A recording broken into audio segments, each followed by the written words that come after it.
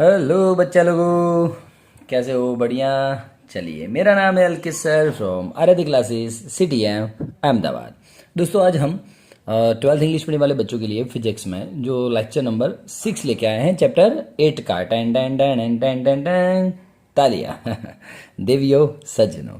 तो दोस्तों, एक्सरसाइज के हम सारे सम लेने वाले हैं, लेकिन उससे पहले आपको मैं बता दूं, जो 8.1 एक्सरसाइज का 8.1, 8.2 और 8.10 जो रिड्यूस हो गया है वो मैं नहीं लेने वाला हूँ इसमें। ठीक है? ठीक, चला जा स्टार्ट करें एक्सरसाइज का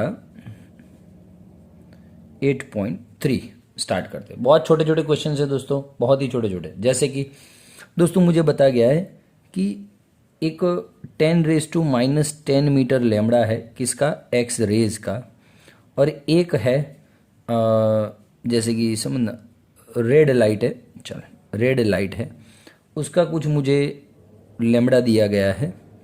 और फिर मुझे दूसरा लैम्बडा दिया गया है 500 मीटर, वो है रेडियो वेव्स का।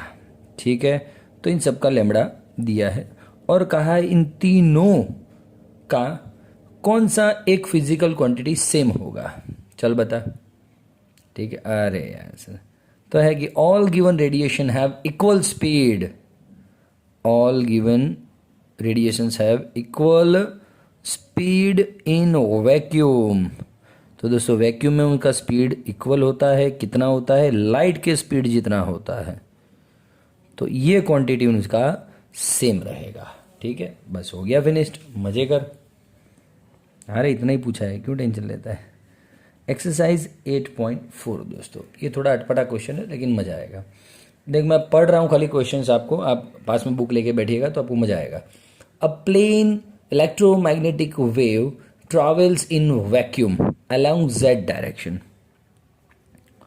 वेव जेड डायरेक्शन में जा रही है और वैक्यूम में है, ऐसा बोला है। ठीक है सर, अच्छी बात है, गुड।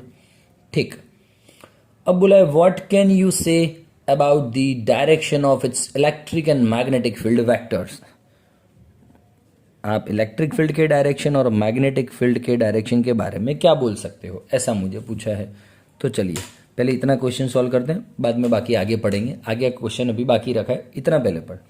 वेव का प्रोपेगेशन का डायरेक्शन है जेड डायरेक्शन, तो ई और बी का डायरेक्शन क्या होगा? तो मैं तो सर इस पे ही सीधा आऊँगा। Direction of E cross B is equals to direction of wave propagation. बोल हाँ या ना। ठीक है sir, wave propagation Z direction में कर रही है, मतलब कि के कैरेट। ठीक है सर, तो दोस्तों किसका क्रॉस करूँ कि के कैरेट आए? तो ऑब्वियसली आई क्रॉस जे करूँगा तो ही के आएगा। बोल हाँ या ना। तो फिर से तो ये आई कैरेट और ये जे कैरेट, सिंपल। तो दोस्तों हम लिख सकते हैं दोस्तों, ई का direction of E is direction of I caret as direction of X axis. B का direction of J caret direction of Y axis. ठीक है, इतना इजी और स्मूथ हम आगे जा रहे हैं। अब दोस्तों इसमें अब आगे पढ़ो, क्वेश्चन में कुछ डिटेलिंग और दिया है। बोला है कि जो ये वेव जा रही है उसका फ्रीक्वेंसी यदि 30 मेगा हर्ट्ज हो तो इसका वेव लेंथ कितना होगा, और आगे दिया है। कोई बात नहीं सर, देख लेते हैं। तो c is equals to lambda frequency, so lambda is equals to c by frequency. c है 3 × 10⁸, फ्रीक्वेंसी है 30 मेगा हर्ट्ज, मतलब 10⁶। 6 और ये 7 गया, ये 3 से 3 गया, 10 मीटर होगी दोस्तों। कितनी होगी? 10 मीटर। बस क्वेश्चन फिनिश्ड। मजे कर रहे, इतना इजी क्वेश्चन चला रहा हूँ। एक्सरसाइज नंबर, कोई मगअप नहीं करना चीज़ों को दोस्तों।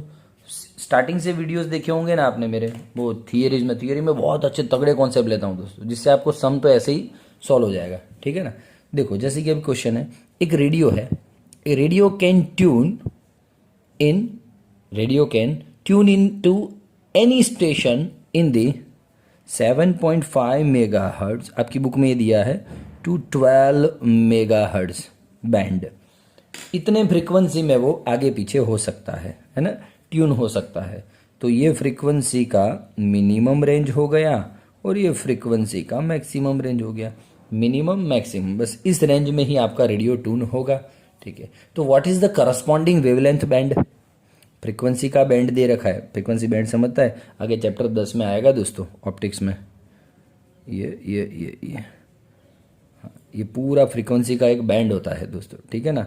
इसमें 7.5, 7.6, 7.7 ऐसे ऐसे करके 12 तक, ठीक है। तो ये पूरा फ्रीक्वेंसी बैंड है, उसके कॉरस्पॉन्डिंग में वेव लेंथ का बैंड क्या होगा। तो दोस्तों मुझे तो इतना पता चलता है कि C is equals to lambda F होता है, तो lambda is equals to C by F होता है, तो lambda is inversely proportional to F होता है। बराबर है सर। मतलब कि जब भी आपका एफ मैक्स मिनिमम होगा तो लेमड़ा मैक्सिमम होगा। लेमड़ा मैक्सिमम कब होगा? जब, अरे वही एफ को आप म्यू बोल दो, ठीक है, म्यू मिनिमम। और लेमड़ा मिनिमम कब होगा? जब आपका फ्रीक्वेंसी मैक्सिमम होगा। दोनों क्या है? दोनों एक दूसरे के कैसे फॉर्म में है? इन्वर्सली प्रोपोर्शनल है। ठीक है, ठीक है, चला जा। तो दोस्तों आप फाइंड करने जा रहे हो लेमड़ा मिनिमम सपोज, तो आपको सी बाई वी है हमारा, ये म्यू बोल दो आप, है ना, एफ होता है ना, सी बाई एफ, म्यू बोल दो। तो ये म्यू कैसा चाहिएगा? मैक्सिमम। तो आपका आंसर आ जाएगा 25 मीटर। सी है 3 इंटू 10⁸, म्यू मैक्सिमम कितना है? 12 मेगाहर्ट्ज आ जाएगा आंसर। फिर दोस्तों उसी हिसाब से आप लेमड़ा मैक्सिमम फाइंड करोगे तो सी अपॉन फ्रीक्वेंसी मिनिमम, ये मैक्सिमम तो ये मिनिमम, समझ रहे हो ना आप इस वजह से, ठीक है। ये आ गया 40 मीटर। सो फाइनली रेंज क्या होगा? Lambda minimum to lambda maximum का रेंज क्या हो गया दोस्तों? 25 मीटर टू 40 मीटर। तो ऐसे आप क्वेश्चन कर सकते हो। ठीक है, ठीक है, 2 मिनट रुक जा। ओके, एक्सरसाइज का 8.6 बहुत छोटे छोटे क्वेश्चन हैं दोस्तों। जैसे कि मुझे 8.6 में ऐसा बोला है कि भी एक चार्ज्ड पार्टिकल है, ऑसिलेट हो रहा है उसके मीन पोजीशन के आसपास, ठीक है, और उसका फ्रीक्वेंसी है 10⁹ हर्ट्ज। ठीक ठीक, ओके। तो what is the frequency of electromagnetic wave produced by this oscillator?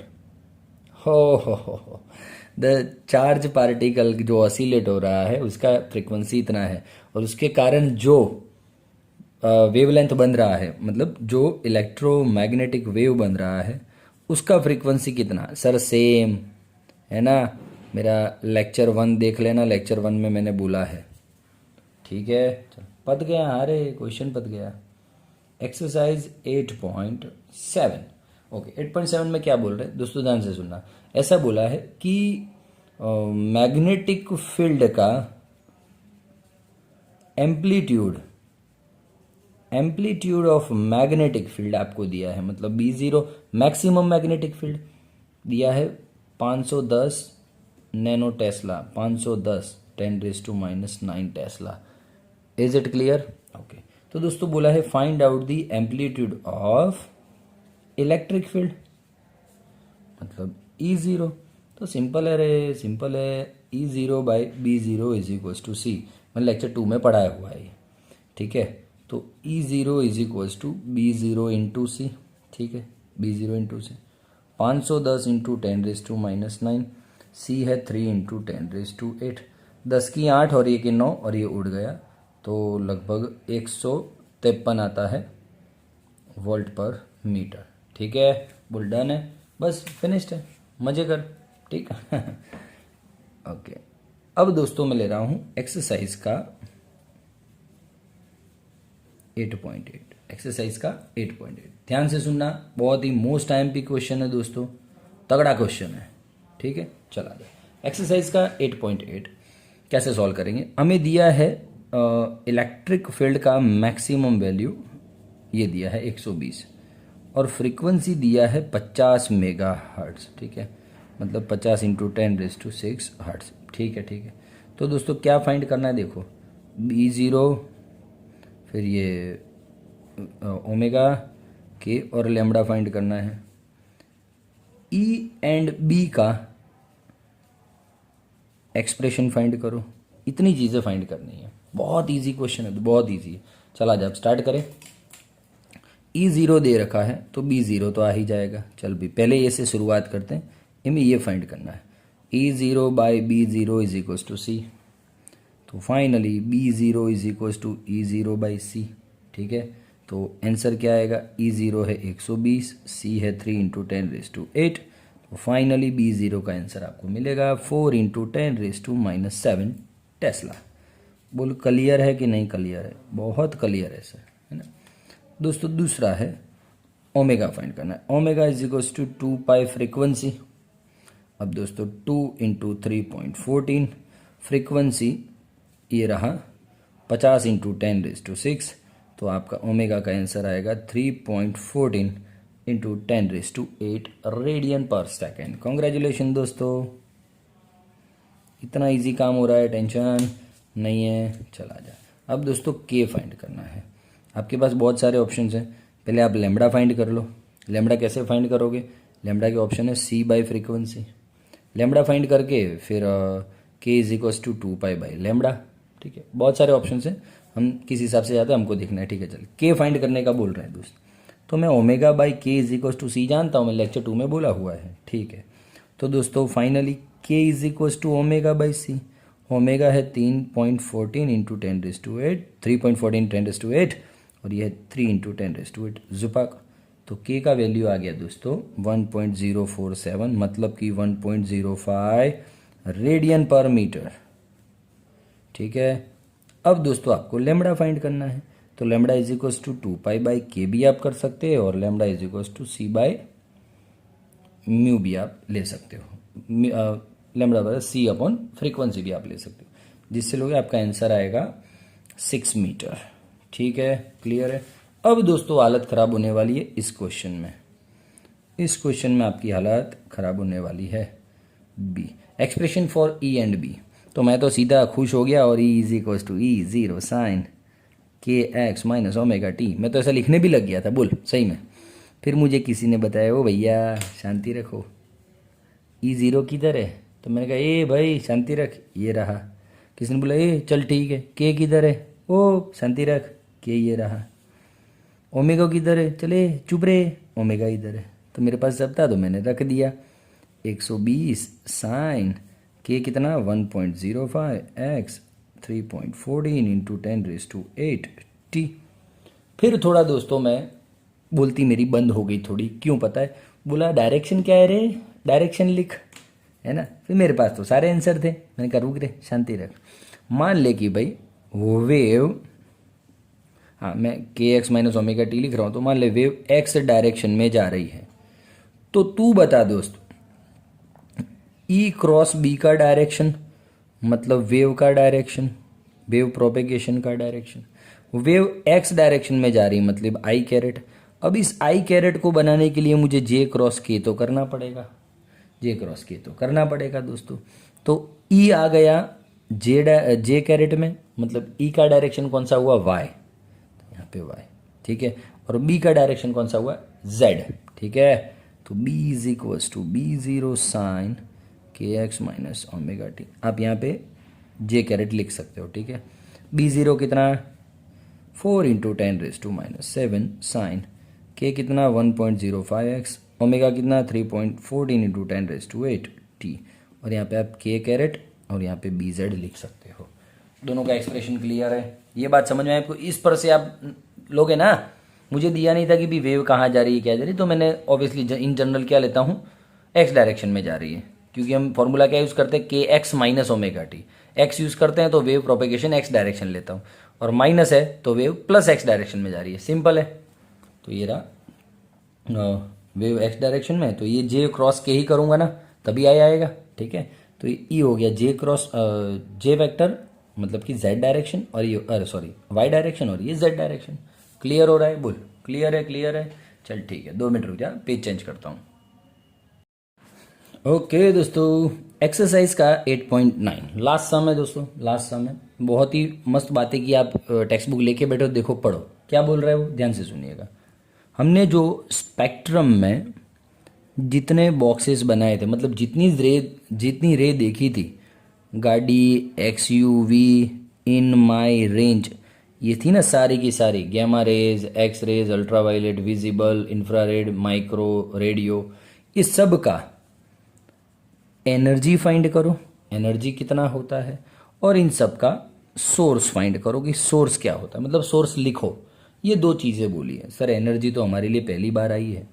तो एनर्जी दोस्तों अभी आपको फॉर्मूला दे रहा हूँ, याद रखना पड़ेगा। चैप्टर नंबर 11 जब हम चलाएंगे तब इस फॉर्मूला को प्रूव करेंगे, डिराइव करेंगे, ठीक है। अभी फॉर्मूला है एच इंटू फ्रिक्वेंसी। एच क्या है? तो सर ये एच है Planck's constant. Planck's constant, Planck constant क्या है? 6.625 इंटू 10⁻⁻34, ठीक है। और फ्रीक्वेंसी तो जिस रे के हिसाब से हम जाएंगे उस हिसाब से फ्रीक्वेंसी लेंगे। लेकिन एनर्जी का फॉर्मूला ये हो गया एच इंटू फ्रीक्वेंसी। चला जा, तो स्टार्ट करूं मैं जी से, गैमा रेज से। गैमा रेज से स्टार्ट करता हूं। गैमा रेज का फ्रीक्वेंसी है दोस्तों 3 × 10⁻20 हर्ट्ज। तो उसका energy H into frequency, H है 6.625 इंटू 10⁻34 और फ्रीक्वेंसी है 3 × 10⁻20। इसका आंसर आ रहा है दोस्तों 1.988 इंटू 10⁻15 जूल, मतलब वोल्ट। अब मुझे दोस्तों जो एनर्जी पूछा है ना, वो बोलते हैं इलेक्ट्रो वोल्ट में फाइंड करो। हाँ, एनर्जी इलेक्ट्रो वोल्ट में, तो मैंने ये वोल्ट में तो एनर्जी ला दी 1.988 इंटू 10⁻15 वोल्ट। इलेक्ट्रो वोल्ट में जाना है, मतलब ई आगे लाना है, तो ये वोल्ट ही है, तो इलेक्ट्रो वोल्ट करूंगा, ई यहाँ पे ऐड करूंगा, ई क्या है रे, ई को मल्टीप्लाई करूंगा 1.6 इंटू 10⁻19, तो ई को नीचे भी रखना पड़ेगा। यहाँ पे खाली रख नहीं सकते, मामा का घर थोड़ी है यहाँ पे, तो नीचे भी रखना पड़ेगा। तो 1.988 इंटू 10⁻15, 1.6 इंटू 10⁻19 इलेक्ट्रो वोल्ट। इसका आंसर आ रहा है दोस्तों अप्रोक्सीमेट 1.242 इंटू 10⁻6 इलेक्ट्रो वोल्ट। ये एनर्जी आ गई गैमा रेज की। बोल हाँ या ना? ठीक है, ठीक है, क्लियर है सर। अब दोस्तों मैं दूसरा ले रहा हूँ कि एक्स रेज। चलो आ जाओ भाई। एक्स रेज, एक्स रेज का फ्रीक्वेंसी होता है कुछ 3 × 10⁻18, यस 3 × 10⁻18। तो उसका एनर्जी फाइंड करूंगा एच म्यू के हिसाब से, तो उसका भी मिला 1.988 इंटू 10⁻⁻, अप्रोक्स एनर्जी लगभग, एक मिनट रुको जा रहे, इसका कुछ 17 है। कैलकुलेशन आप देख लेना, सॉरी -13 है। कैलकुलेशन प्लीज़ एक बार देख लेना ना, आंसर राइट आ रहा है। कैलकुलेशन एक बार जरूर से देखना। मैं कैलकुलेशन में इंटरेस्ट नहीं ले रहा हूँ, आपको खाली रिदम बता रहा हूँ, ठीक है। चलिए, E is equals to 1.988 into 10⁻15 joule इसका आंसर आ रहा है। इसको भी इलेक्ट्रोवोल्ट में कन्वर्ट करना है, तो इलेक्ट्रोवोल्ट लगाएंगे तो नीचे इलेक्ट्रॉन का E आएगा, मतलब 1.6 इंटू 10⁻19 आएगा। तो फाइनली इसका एनर्जी आएगा 1.242 इंटू 10⁻4 इलेक्ट्रोवोल्ट, ठीक है। अब दोस्तों आप देख पा रहे हो गैमा रेज और एक्स रेज में एनर्जी दोनों का देखिए, इसका 10⁻6 है और इसका 10⁻4 है दोस्तों। एनर्जी ज़्यादा और कम है कि नहीं? तो अपने बात हुई थी स्पेक्ट्रम में, इसका एनर्जी सबसे ज़्यादा, थोड़ा कम, थोड़ा कम, थोड़ा कम, थोड़ा कम, सबसे कम इसका, है ना। तो वही बात होगी यहाँ पे। चलो, एक्सरेज हो गया, फिर हो गया दोस्तों अल्ट्रावायलेट। अल्ट्रावायलेट, अल्ट्रावायलेट में क्या है? तो दोस्तों उसका फ्रीक्वेंसी होता है 10⁻15 हर्ट्ज, कोई इशू नहीं है। तो उसका ई एच इंटू फ्रीक्वेंसी के हिसाब से होता है अप्रोक्स, डायरेक्ट लिख रहा हूँ मैं, अब आप आपके हिसाब से देख लेना, इतना, ठीक है। फिर दोस्तों वी, विजिबल लाइट लेता हूँ मैं, विजिबल लाइट, ठीक है। तो उसका फ्रीक्वेंसी है 6 इंटू 10⁻14 हर्ट्ज। तो उसका एनर्जी एच इंटू फ्रीक्वेंसी, तो उसका डायरेक्ट आंसर आ रहा है जूल में इतना, जूल में इतना। तो इलेक्ट्रोवोल्ट में कितना? तो नीचे सर 1.6 इंटू 10⁻19 कर दो, तो इसका ई आ जाएगा अप्रॉक्स, विजिबल है ना, तो 2.484 इलेक्ट्रोवोल्ट। उसके बाद रह गया इंफ्रारेड,